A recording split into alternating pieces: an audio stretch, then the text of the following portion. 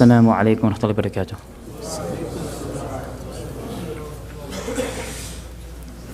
Allahu Akbar, Allahu Akbar. Allahu Akbar, Allahu Akbar. Ashhadu an la ilaha illallah. Ashhadu an la ilaha illallah.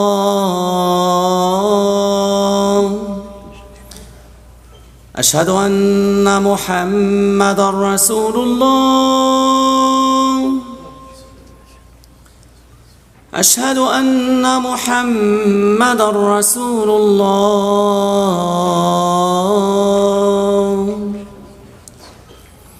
حي على الصلاة. حي على الصلاة.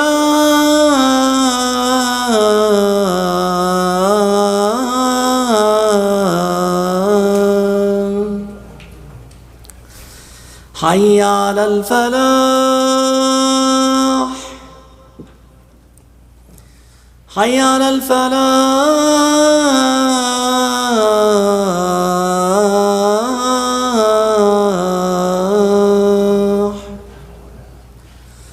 الله أكبر، الله أكبر. لا إله إلا الله.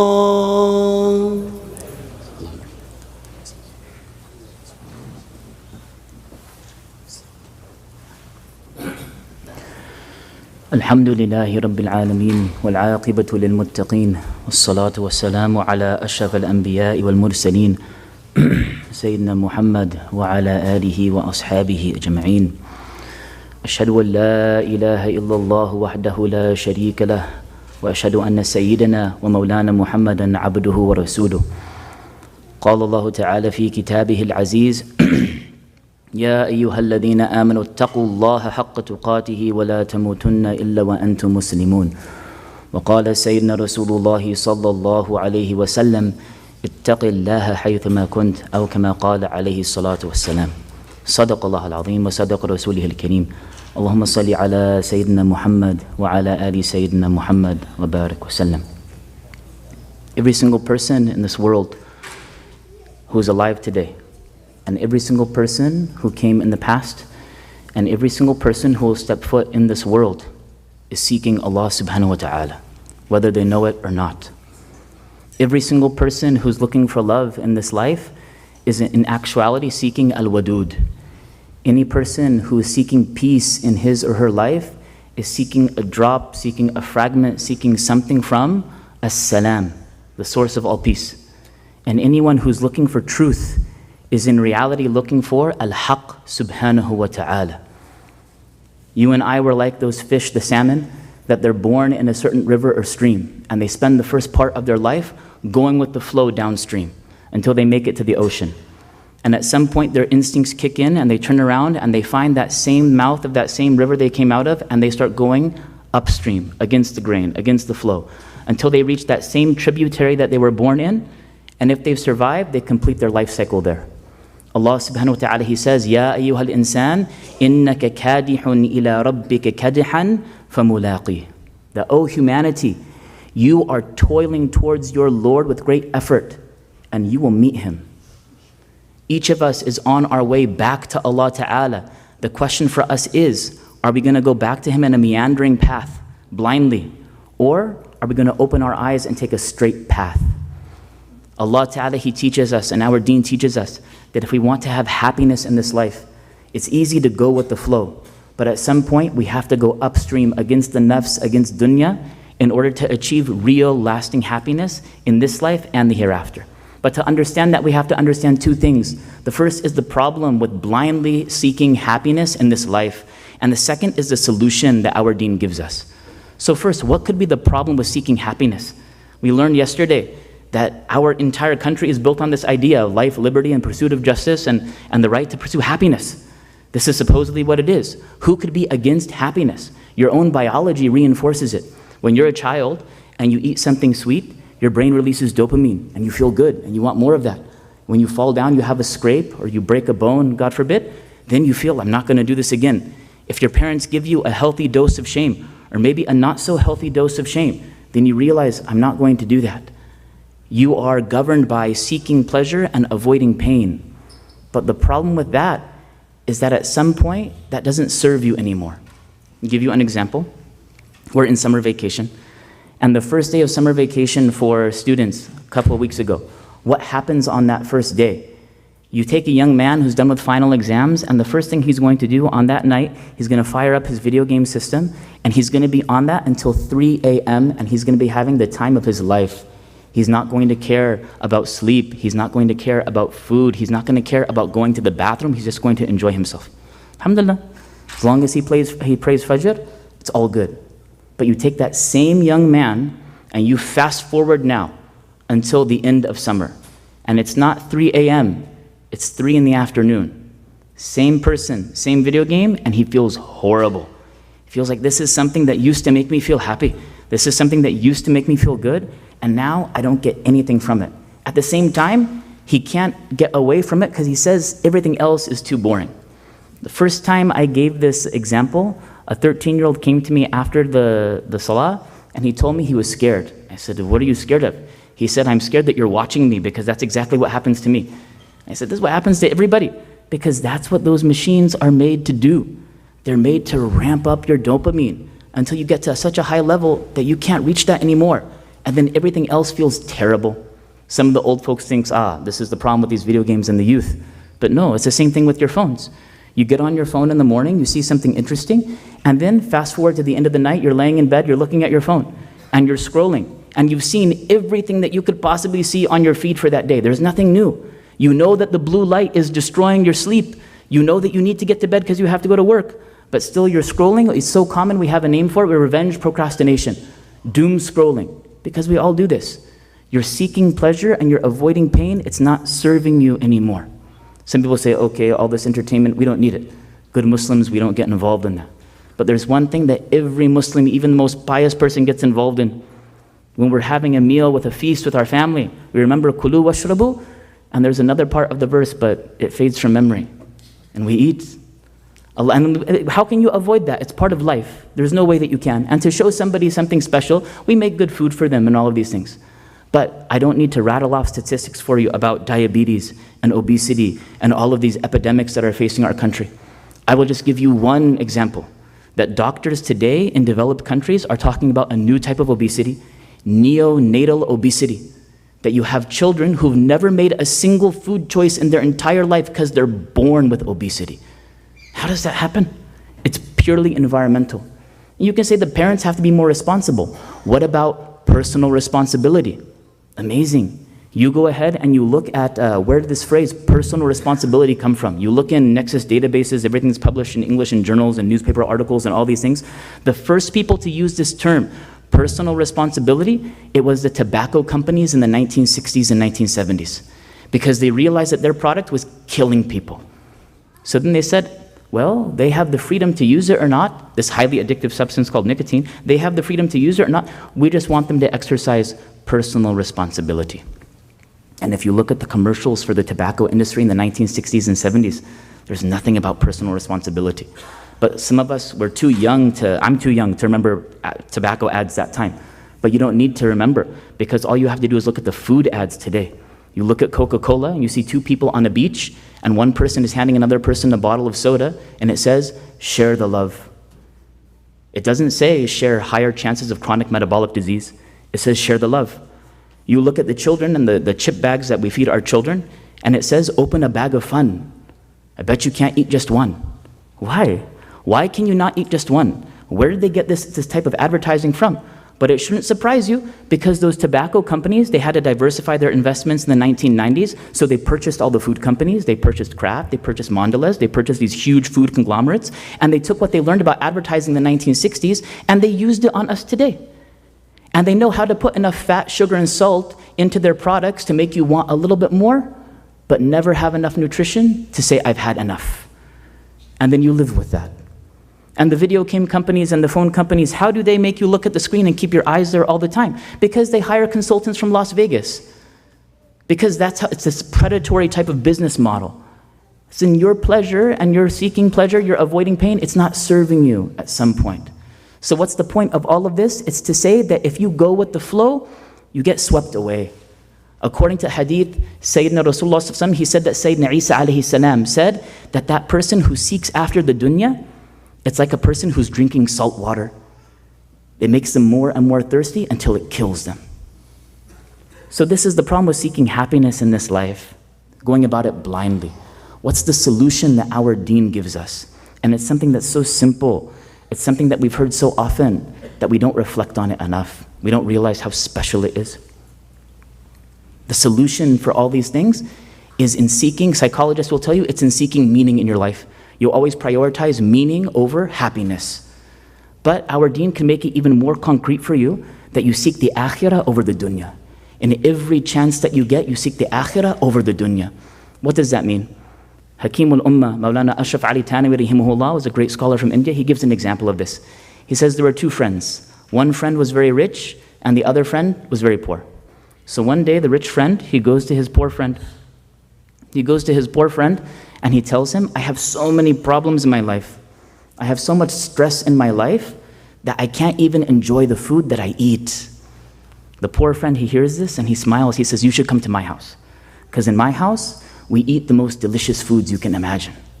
The rich man, he hears this and he's a bit skeptical because his friend is poor. But it's his friend after all and he wants to try some of that delicious food, so he agrees. He's going to go to his house. The appointed day comes and the rich friend, he shows up very hungry. When he comes inside, the poor friend, he says, the food's not ready yet, have a seat and we'll talk. And he starts making long conversation. The rich man is sitting there, he's getting hungry.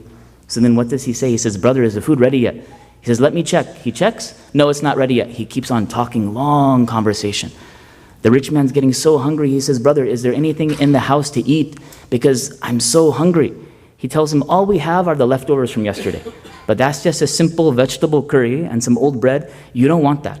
The food I'm making for you today, it's really delicious. And he keeps on talking until the rich man, he's so hungry. He says, brother, if there's anything in the house, please let me eat it.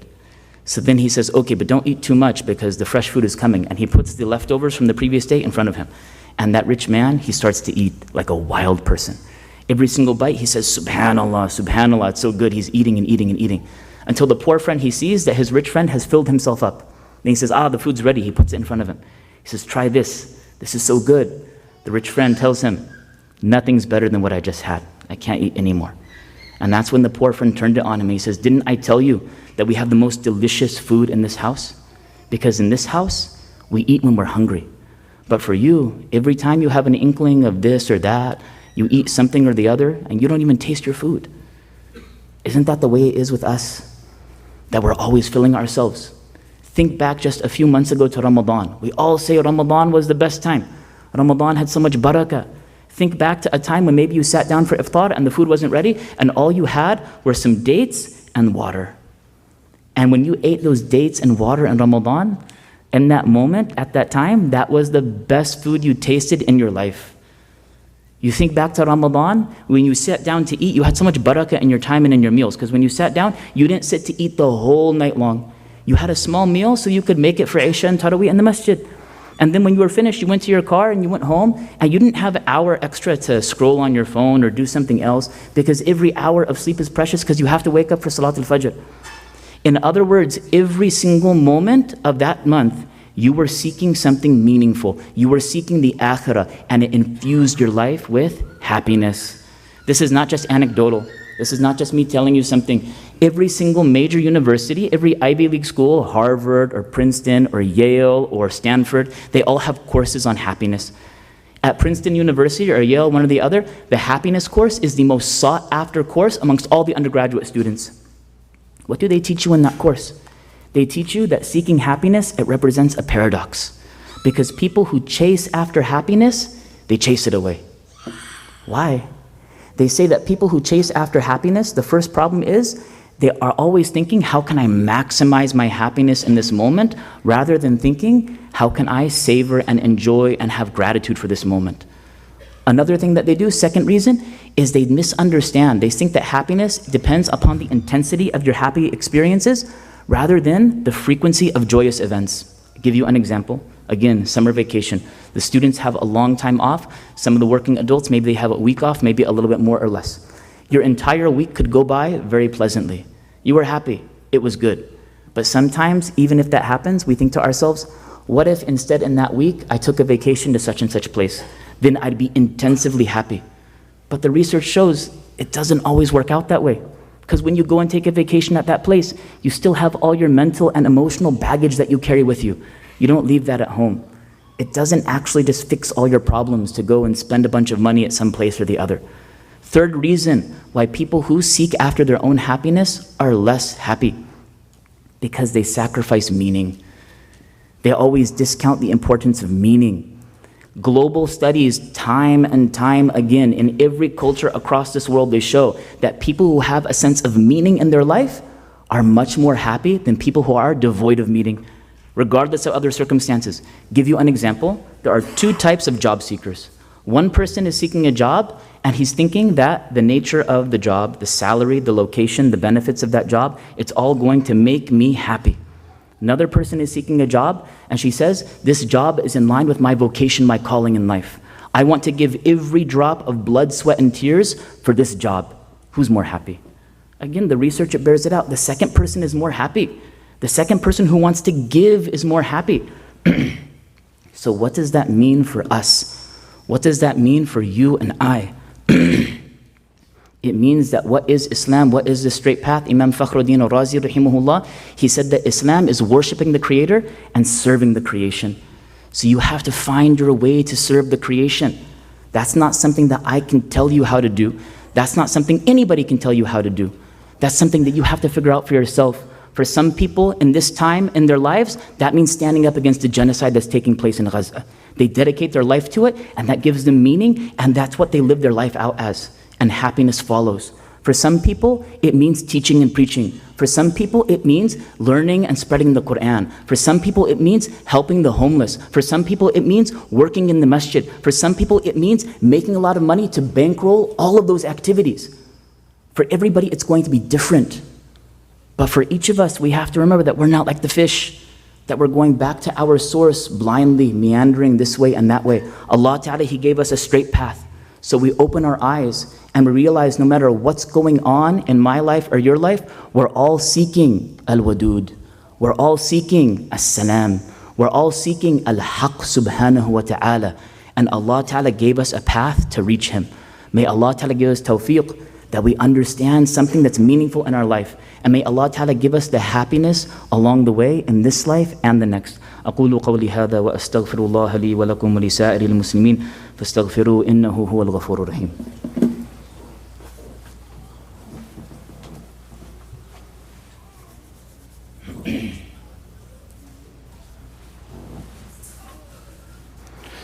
الحمد لله نحمده ونستعينه ونستغفره ونؤمن به ونتوكل عليه ونعوذ بالله من شرور أنفسنا ومن سيئات أعمالنا من يهده الله فلا مضل له ومن يضلل فلا هادي له ونشهد أن لا إله إلا الله وحده لا شريك له ونشهد أن سيدنا ومولانا محمدا عبده ورسوله. قال الله تعالى في كتابه العزيز إن الله وملائكته يصلون على النبي يا أيها الذين آمنوا صلوا عليه وسلموا تسليما اللهم صل وسلم وبارك على سيدنا ومولانا عبدك ورسولك وصل على المؤمنين والمؤمنات والمسلمين والمسلمات وألف بين قلوبهم وأصلح ذات بينهم وانصرهم على عدوك وعلى عدوهم اللهم صل وسلم وبارك على سيدنا ومولانا وأزواجه وذريته. عباد الله رحمكم الله إن الله يأمر بالعدل والإحسان وإيتاء ذي القربى وينهى عن الفحشاء والمنكر والبغي يعظكم لعلكم تذكرون اذكروا الله العظيم يذكركم ولذكر الله أكبر والله يعلم ما تصنعون وأقيموا الصلاة إن الصلاة على المؤمنين كتابا موقوتا.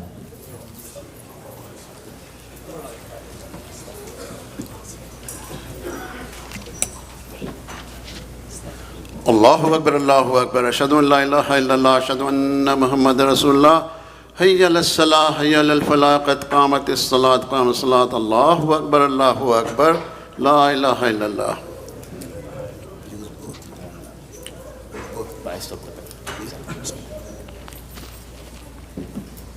You straighten your rows. Make sure you fill in all the gaps.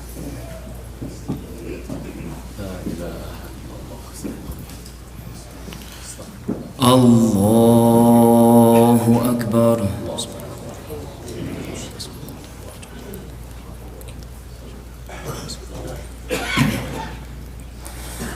الحمد لله رب العالمين الرحمن الرحيم مالك يوم الدين إياك نعبد وإياك نستعين اهدنا الصراط المستقيم صراط الذين أنعمت عليهم غير المغضوب عليهم ولا الضالين.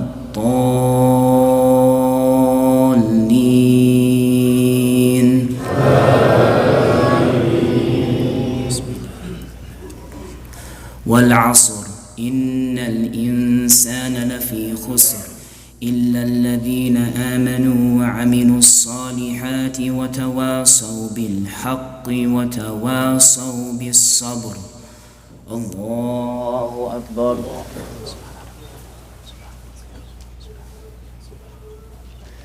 سمع الله لمن حمده. الله أكبر.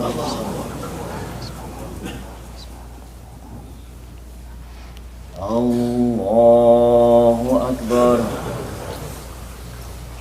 الله أكبر.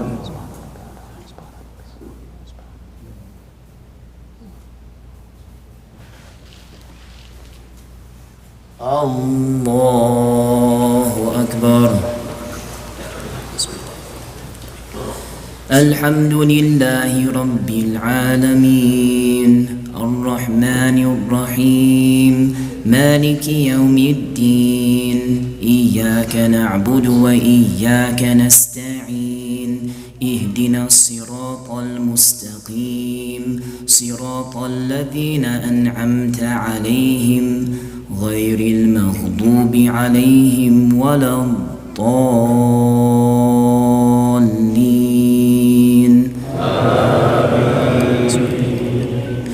قل هو الله أحد الله الصمد لم يلد ولم يولد ولم يكن له كفوا أحد.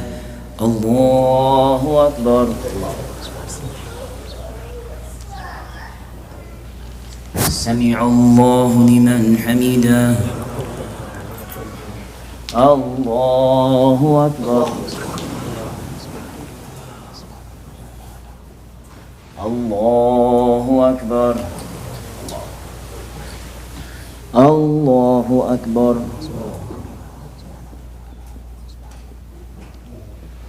الله أكبر.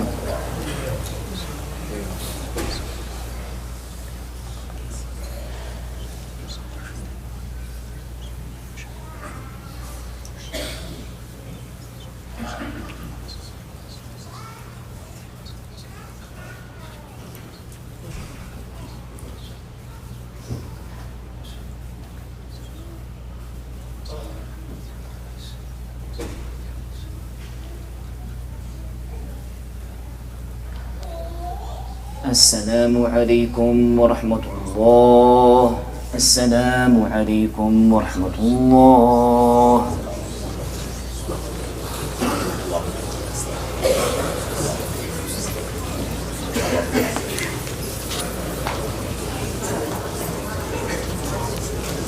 استغفر الله. استغفر الله.